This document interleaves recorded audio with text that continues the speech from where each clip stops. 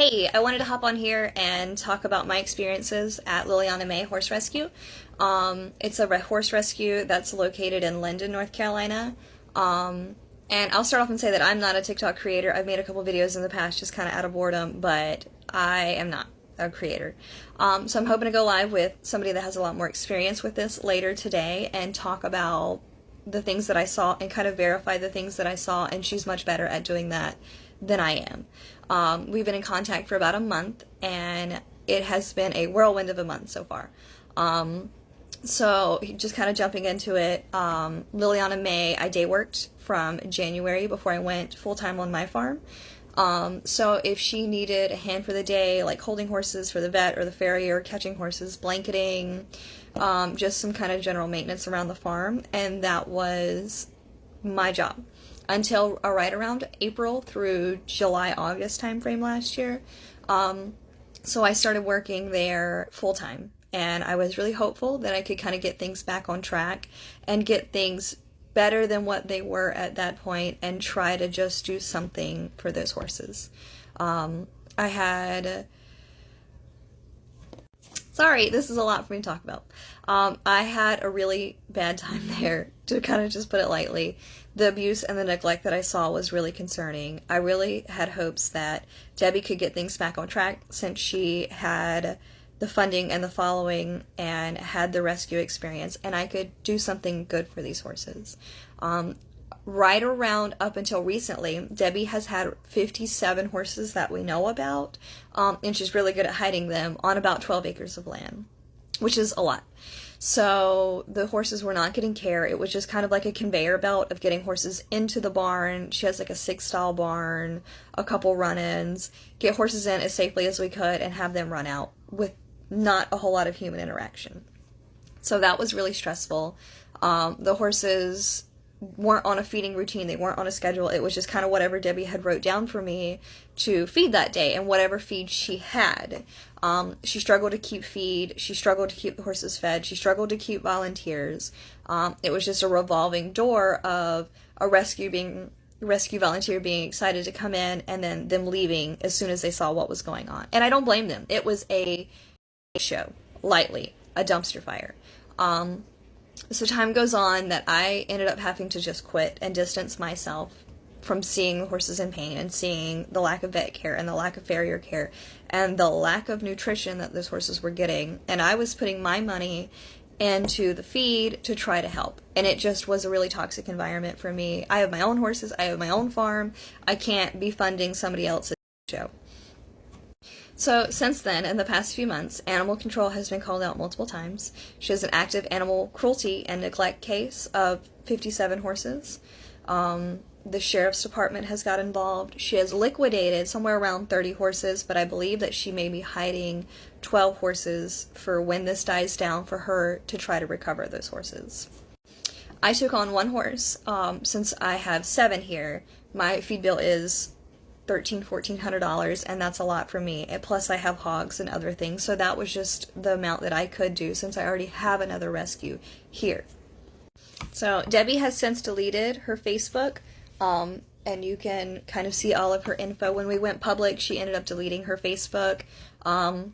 She spouted out a bunch of rumors and a bunch of things about a ton of people that were speaking out how we were wrong and all this other kind of drama, so she has since deleted this page.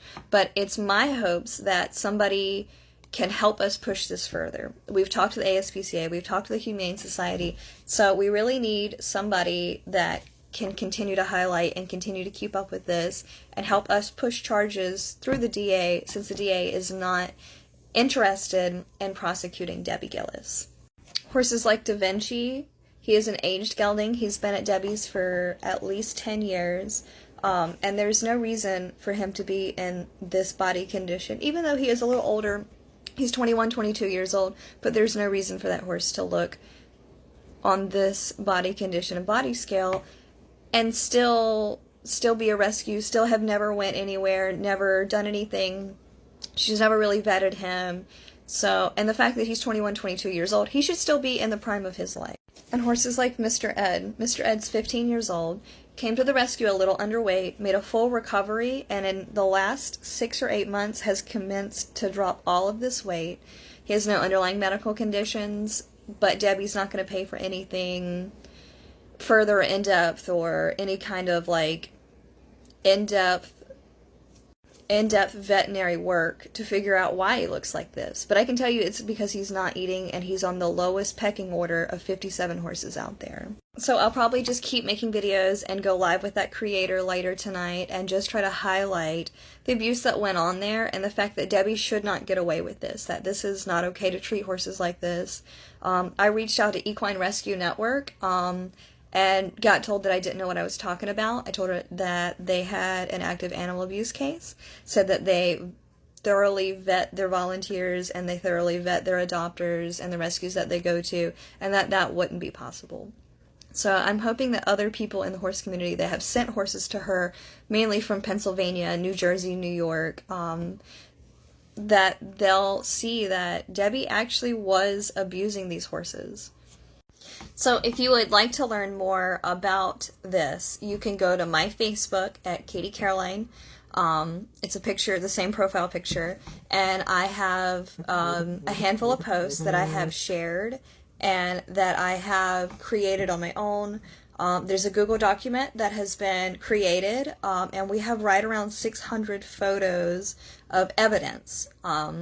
So yeah, if you would like to learn more in between my videos and in between the live tonight, please feel free to reach out and check that out. So I want to hop on here and make a part 2 of the Leilani Mae horse rescue drama and things that are going on. So the last month that we've been at, Debbie had liquidated about 2 or 3 weeks ago, maybe about 3 weeks ago. I believe it was like August 8th or August 13th. Debbie had put up a post saying, free horses, no adoption fee, come get him. I had offered to buy 2 of Debbie's horses last summer while I worked there for a pretty substantial fair market price, for about $5,000 for both of them, that I was willing to pay that to get those horses out of there. Ended up receiving one of those. The other one is still at Debbie's rescue. But I was really desperate and had really loved these horses in hopes to getting them out. So I told her that I would come pick up the horse that I got that Monday morning, and I did. And I took these pictures of the horses and these constant, terrible, maybe a 2 on the body condition score. This is a horse that had 3 sponsors, so 3 people were paying to feed this horse, and the horse still looks like this. Not an older horse, not a new intake. I believe she's been there for 2+ years. Anyways, I digress. So she hired me to transport some horses that ended up falling through. Debbie was saying that she was scared of animal control and everybody else would come in, that they would just euthanize the horses, that the horses had no chance and this was their only chance to get out. So I picked up a couple of them. I transported 4 that day in my trailer. I took one and had offered for me to transport more horses to a lady that had wanted the horses. So I told her that I would, and later on that week she shot 4 horses. Well, her farrier, Beth, shot the horses inhumanely and they bled out, and that is another thing that is coming to light. A reason to believe that the horses were not shot in the face and that the farrier does not believe in correctly euthanizing the horse in the correct area, that she believes on the body, and I'll leave it at that. So, back on track, Debbie has about 23 horses on 12 acres right now. I believe 10 to 12 have went with the farrier Beth, and I believe she's Red Wolf Farrier. I fully believe that those horses will go back to Debbie, and Debbie will continue to pull more horses from the Amish kill pens and Rots and Equine Rescue Network and the Save the Standardbreds when this all dies down. Debbie firmly believes that since I've stopped posting on Facebook and that I've stopped networking, that all of this is going away, that the animal control charges are going away, that the ASPCA is not interested, that we're not interested in getting this information out.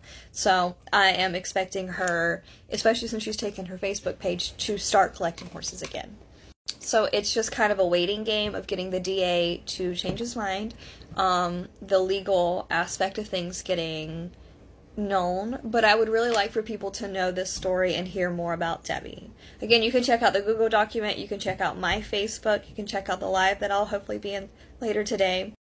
But it's really my hopes that the rest of the 23 horses that are at Debbie and are in this condition will be adopted and be saved soon. So I wanted to get on here and kind of stay on making my videos and awareness about the abuse and the neglect and the things that I saw and am continuing to still see at Leilani Mae Horse Rescue. So this place. And like I said in my prior videos, she has taken this Facebook page down. And this is the lady that we're talking about, and one of the standardbreds that she had rescued, and one of the ones that looked really good. And this picture is a few years old. So I wanted to talk about why I think that it isn't necessarily just mental illness, or it wasn't just a lack of funding issue, or it wasn't just a hoarding problem. That I think that that is a play, but I think that she's cognizant of what she was doing and the mistakes that she was making, and why I think so. So this is the horse that I received, Gilbert. This is his hoof. It does need work, but it's still pretty good. Like, it's not great. I wouldn't pay for this. This is probably 2 or 3 weeks after a trim, but nonetheless, like, there's still things to correct, but this is not an abusive hoof. So, still pretty good. Angles, not great, but nonetheless, this is a well-trimmed hoof, for the most part. This is not. This is a really long, overgrown hoof that is just flat. This is not great. This is the same farrier's work, but what is going on with this? This is neglect. This is nowhere near a corrective trim. This is not a proper trim. This is not good work. Look, I don't know what's going on with this, but this is bad. Another horse that was going to be euthanized because he had been trimmed incorrectly the entire time that he had been at Debbie's. Same work. Same farrier. Same farrier. Again, not great. Same farrier. Needs lots of work. I'll have my farrier fix that. The horse I took in, I had my vet look at this, and she agreed that this cecum is empty. He is just empty here. This is really not a really properly cared for horse. The same horse 2 weeks later. A horse of the same age, same health, like health concerns, all pretty healthy horses, and he looks like this. So I think that there's more going on to the story than just overcrowding, lack of funding, hoarding mentality. And I do think those things are at play, but I received one of Debbie's favorite horses, and at the time I was a godsend. She couldn't think of anybody that could better take the horse, that this was the best home she could think of, was so grateful. And then a week later, when all of this comes to light and the animal control case comes to light, I treat my horses roughly. You know, I'm just a terrible person, and all of these dramatic things that she's saying about me. But, so no, I think that Debbie was very cognizant of the things that she did and was going on. I think she had her favorites, and they didn't do without farrier care and decent enough farrier care and vet care, and the rest of them were just left to the wolves. Horse rescue in Linden dedicated to saving animals from sad fates. The Fayetteville Observer. Published 11:01 p.m. Eastern. November 16, 2013. Linden. A sunny Saturday afternoon finds Red Cloud, a handsome wild Mustang, playing hard to get. At Leilani Mae Horse Rescue, the several hundred-pound animal won't let his hooves be cleaned without a bit of mischief at the expense of volunteer Katrina Duke. "He's being ornery right now," said Duke while futilely trying to lift one of Red Cloud's hooves with all her strength. "I think he's just trying to show off," Duke said. Horses certainly have their own personalities. Duke is one of a handful of volunteers who spend their time, some daily, others weekly, with the 17 horses at Leilani Mae. The center is owned and operated by Debbie Gillis and her family on a remote stretch of East Reeves Bridge Road in Linden. The rescue center is dedicated to saving horses from abuse, neglect, and slaughterhouses.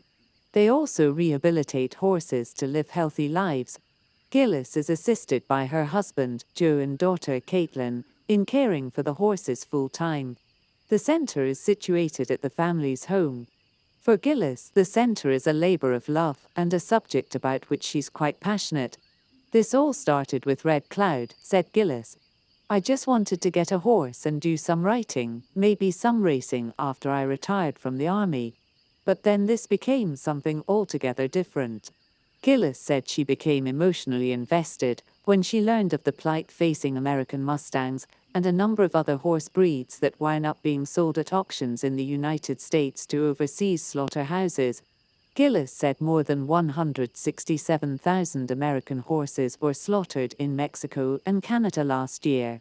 The numbers are staggering, said Gillis. It's very sad because either these horses are perfectly fine or they need real help. It's just tragic. The more she looked into the matter, the more Gillis learned, and the less she liked. She can speak at length about the factors contributing to slaughterhouse sales, such as overbreeding.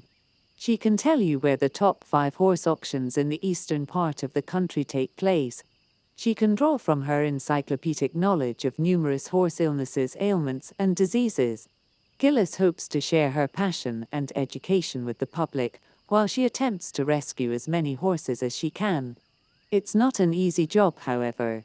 The 15-acre rescue center requires daily upkeep and maintenance, as do its equine residents, who require food, water, grooming, checkups, and proper exercise. The center receives some financial support from the Ralph and Virginia Mullen Foundation, which provides grants to animal-centric organizations that are seeking nonprofit status. Leilani Mae's nonprofit status is pending. Gillis said volunteers have been drawn to the center through social media or word of mouth. Some, such as Duke, are military spouses.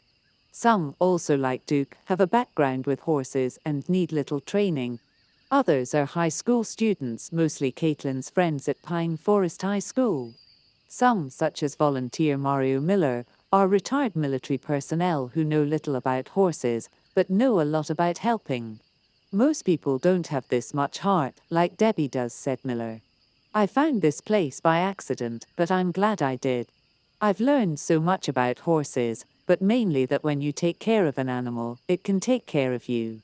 Miller said he suffers from intense migraines at times, but working with the horses or performing handiwork around the center's horse barn, cleaning stalls, maintenance, have helped him.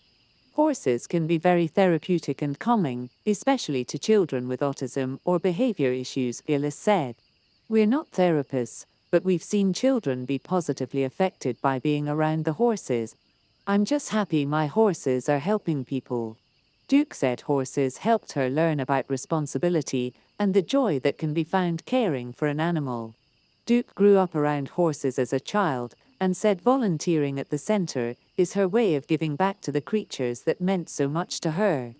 I don't understand how anyone would ever throw away such a noble, amazing animal, said Duke. I'm grateful to Debbie, and I think the world would be a better place with more people like her in it. But that article was written in 2013. Now, almost 10 years later, 2023. What went wrong? Leilani Mae Horse Rescue and Sanctuary. I have been rescuing and taking care of horses for 12 years, 365 days a year. It is at time slow down. The rescue has 20 horses remaining. If you are looking for a companion horse, look not further. 2 rideable horses are still looking for their forever homes. This last year has been challenging. I am getting older and no longer tolerant of many things. Week has passed. The rescue has lowered the adoption fee. Adoption applications and contracts will apply. Call 904-236-8928. The rescue will be closing September 30th, 2023. Leilani Mae Horse Rescue also likes to steal donations, misappropriated funding meant to go to existing horses, and lie about her 501c3 status. Debbie would constantly fundraise for horses that vet bills had been paid for. Good luck if she actually paid for it, to get funding to adopt other horses, and quietly bring them in. She would wait weeks to post them, so it didn't seem like the funding for vet bills, hay feed and supplements went to support her hoarding addiction. She constantly advertised that her donations were tax deductible.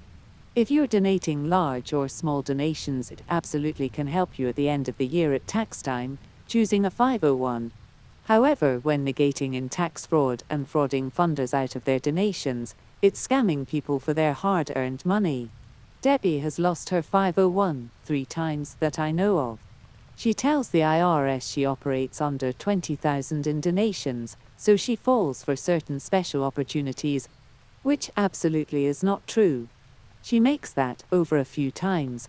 In short, I could care less if you engage in tax fraud, but don't scam soft-hearted people out of their hard-earned money. Debbie received this letter from the State of North Carolina, Secretary of State. State of North Carolina Department of the Secretary of State. June 9, 2023. Elaine F. Marshall, Secretary of State. Gail L. Ilua, Director Charitable Solicitation Licensing. Deborah Gillis, Director/Founder. Leilani Mae Horse Rescue Incorporated. 9248 East Reevesbridge Road, Linden, North Carolina. 28356-9186. Dear Deborah Gillis, records of the Charitable Solicitation Licensing Division, CSL, indicate that you were granted an extension of 30 days, in which to provide information that was missing, or to make needed revisions or amendments to your licensure application. You have failed to comply within the 30-day deadline set forth in the letter CSL sent to you. Accordingly, this letter is your notice that your license has expired. If you wish to be licensed, you must submit a new application together with the application fee and all late fees. Solicitation of charitable contributions without a valid license may subject this organization to enforcement action pursuant to NC Gen. Stat. 131F-23. Your current file is being closed at CSL Licensing and will be referred to the enforcement unit. If you have any questions, you may contact CSL using the contact information on this letterhead. Sincerely, Andrew Medlin, Document Examiner, Charitable Solicitation Licensing Division, 919-814-5282. A. Medlin at sosnc.gov. More information and comments on the post containing a picture of the letter. The letter that you posted is not related to her 501c3 status, an IRS issue. The letter in question concerns a North Carolina state tax wherein if a charity wishes to solicit donations, it must have a North Carolina charitable solicitation license. It is completely separate and distinct from the 501c3 status. A CSL must be applied for annually, and in order to obtain that license, you must submit certain financial information, including the preceding year's tax filing, and pay a tax based upon the amount of contributions received and reported on that tax filing. So, since her CSL has expired, she cannot solicit donations or contributions of any kind. I don't know the status of the 501c3, but that can be ascertained separately. Shame on the district attorney. Where does he draw the line? Horses, dogs, children. Yes, this letter is for charitable solicitation license for North Carolina. If the org applying earns more than $25,000 per fiscal year, they must apply for license in North Carolina along with 990 disclosure, board of directors, etc. If earnings are below $25,000, they must apply for exemption of license. I did these for USERL, annually in several states. All states have different requirements licenses. So she cannot solicit in North Carolina for donations. The IRS would handle 501c3 status. You can look up North Carolina licensing for nonprofits online. Click Document Filings to see all public filings for that org. https://www.sosnc.gov/online_services/search/by_title/charities. So then you are saying this is not allowed. Leilani Mae Horse Rescue and Sanctuary. July 21st. Still need $475 for the load of that is supposed to come this morning. Please donate if you can. It is tax deductible. Good morning. Hay will be delivered tomorrow. 20 round bales. $70 a bale. $1,400. Please help even if it is $5. Every dollar counts. Prayers. We have 3 round bales left. The rescued horses have been eating approximately a round bale a day on average. Thank you very much for your support of the rescued horses of LMHR. All horses have been rescued from abuse, neglect, or were slaughter-bound. Over half are senior horses, over 18 years old. The second paragraph in the letter above states issues with soliciting donations without a valid North Carolina license to do so. It usually involves penalty fines, and in severe cases, the org can be banned altogether from soliciting in North Carolina. They have an enforcement department that oversees this, and the letter states that her org has been referred to the enforcement unit. So, technically, she can as a 501c3, but is at high risk of this state's enforcement unit penalizing this nonprofit for lack of solicitation license. I looked up their 501c3 status via IRS, and it was revoked in 2020 for not filing 990s for 3 years.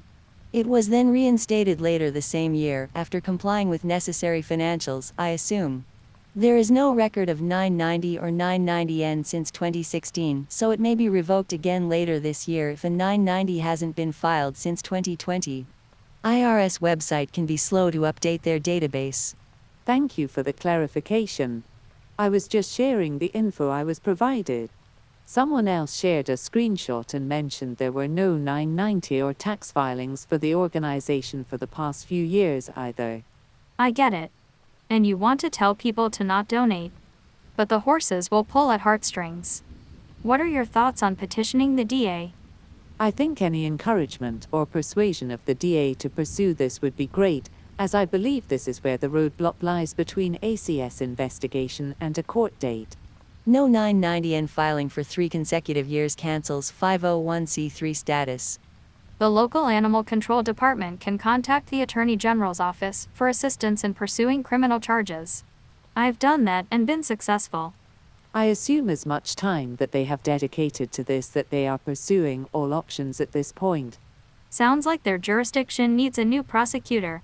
I agree, contacting Josh Stein is a great idea, if they haven't done that already. Maybe they could contact the governor's wife as well, she is very into animal welfare issues. He's also running for governor, not to be cynical, but an animal hoarding/abuse case, prosecution would definitely look good for his record. Yeah, I would go above the jurisdictional DA. I would take the case to the state attorney general. We here in Virginia are very fortunate, and have an animal law unit in ours that will come out and prosecute animal cases. They have had to do quite a few this year, too. What, if anything, can the community do at this time for the welfare of the horses? You could go in there with the best of intentions to actually help the horses, give solid advice, provide resource after resource, and Deb still wouldn't listen, follow through, or respect you. Matter of fact, she would talk down about you and say that you were going there to undermine her. She's stuck in her ways and will take and take, just to continue to do more damage. Coming from a former volunteer, Beth, Red Wolf Farrier, and the other people adjacent to her property took about 10 horses. This was to lessen the amount at this hellish rescue. Beth has a dead horse on her property, by a moving stream. She shot the horse. The farrier, Beth, was the one who shot the horses at the rescue. I've no clue who else took horses, but my own opinion is that enabling this woman to run this grift is obscene. Heather Burkhart tried her best. She is the vet in question. It's awful to put a vet through this. do you have an address for Beth? If so, PM me or contact Animal Control, and provide it to them to follow up with their investigation. 910-321-6852. I'm on that. It's Red Wolf Farrier, off Callaway. Anyone needs to be careful going back there. And our sheriff is well aware of the issues with that place. Yes, be careful going back there. Lots of issues and neighbors who support her. I'll reach out to the number you have listed too. Also, to be clear, Shauna Dunlap has not one horse from Leilani Mae. She doesn't have a darn thing to do with this crazy woman, and Beth is in full-on divert attention mode. Beth is trying to pull in people who have nothing to do with this. I don't know her or this situation, but I'm a retired ACO. Unfortunately, in many places, ACOs can only do so much. The legal system is not supportive and doesn't like dealing with animal complaints. Occasionally, you get lucky and find a good prosecutor willing to work with these situations. I hope one can be found. 100%. The AC has done more than most ACs would have to investigate and build this case, and reportedly the DA is refusing to pursue it because they do not have time for things like this. I've heard that before. It's so frustrating, but they have more important human cases to pursue. Oh, the human-animal connection is something else. So many hoarders pose as rescues. It's so easy to get animals and donations to feed the illness. So much pressure from the public to save everything. It's easy to give the animals to the rescue. Word spreads. More animals come. It's a vicious cycle. After all, being alive is better than dead, right? Some cases, being dead is better than being alive and suffering daily. Deborah Gillis made the following post on Leilani Mae, Horse Rescue's Facebook page, shortly after AC got involved and shortly before she deleted the entire Facebook page. I have been rescuing and taking care of horses for 12 years, 365 days a year. It is at time slow down. The rescue has 20 horses remaining. If you are looking for a companion horse, look not further. 2 rideable horses are still looking for their forever homes. This last year has been challenging. I am getting older and no longer tolerant of many things. Week has passed. The rescue has lowered the adoption fee. Adoption applications and contracts will apply. Call 904-236-8928. The rescue will be closing September 30th, 2023. Deborah's daughter decided to comment. Unfortunately, her statements are also untrue. Deborah's own veterinarian is working with animal control in this investigation. There are countless volunteers coming forward as eyewitnesses with photographic and video evidence of the allegations. Animal control launched a full-scale investigation for a good reason. Cumberland AC has been dealing with quite a few horse abuse situations, and they've proven they know what they are doing. Mom, at this point stop posting. We know how well you actually take care of the horses and have many professionals to back you up. Not young and bored bullies. You obviously hurt someone's feelings, and they got their little group full of bullies together to start this. For anyone reading, that is slandering the rescue and my mother. Just know firsthand you will be dealt with in a legal and professional manner. I have personal copies from every post made on Linden pages as well as reposts from your own pages. Harassment has been real, and what you're not going to do is sit here and try to put my mom in jail for over 12 years of hard work rescuing animals after 26 years of hard work serving this country. You're also so wrong for this. The animals were saving her as much as she was saving them, and you think she would neglect them. She's out there almost 12 hours a day every day a week. She never gets a break. No days off for years, and this is how you treat her. Shame on y'all. Here's a couple more comments from volunteers setting the record straight for those who are trying to defend Deborah's actions. Closed has to mean just that. Not closed in the sense, you've stashed animals with other, equally unsavory people until things blow over. I've seen pictures of horses the day they got there, and at present, as I'm more than a bit familiar with the standards of animal care in the UK, Germany, multiple countries in Asia, and Israel, I'm sure you'd agree that those taken from the rescue and their resultant piss-poor body score don't meet even the minimum. It's always concerning to me when anyone in the equine community defends animal abuse and neglect. You're either double-plank thick, disingenuous, or even worse, you're fine with the standard of care at that rescue. Professionals within the equine industry and/or the openly posted information from the very rescue that is being investigated. That's not libel, and not slander, as it is written, not spoken. But I digress. It's a statement of opinion and/or fact being used to effect a legal stop to the ability of LMHR to exist as an entity and prevent further suffering of horses there. It's not about Ms. Gillis, it's about the DA doing his job to prevent more suffering. I have zero to gain or lose if LMHR stays open or shuts. I have zero personal investment in her business of seeking donations to fund LMHR. I don't make a living in the equine industry. Take a second and think about why someone with nothing to lose gain is so vociferously arguing to shut down LMHR and prevent it from ever operating again. It's about the horses. It's always about the horses. If you see that as bullying, you need to take a step back and think about who here lacks the ability to defend themselves or speak up for themselves. It's the horses. The justice system may fail animals in general, but fail doesn't even come close to the way they regard horses. Cats and dogs get preferential treatment, but horses are treated with almost no regard whatsoever. They receive no justice. What Deborah has done on her property is an abomination. This concludes part 2 of The Dark Truth About Leilani Mae Horse Rescue series. If you've made it to the end of this video, thank you for watching. If you appreciated this video, please smash the like button. If you would like to learn more about this series and other horse welfare cases, please subscribe so you don't miss any new videos. Thank you, love you, bye.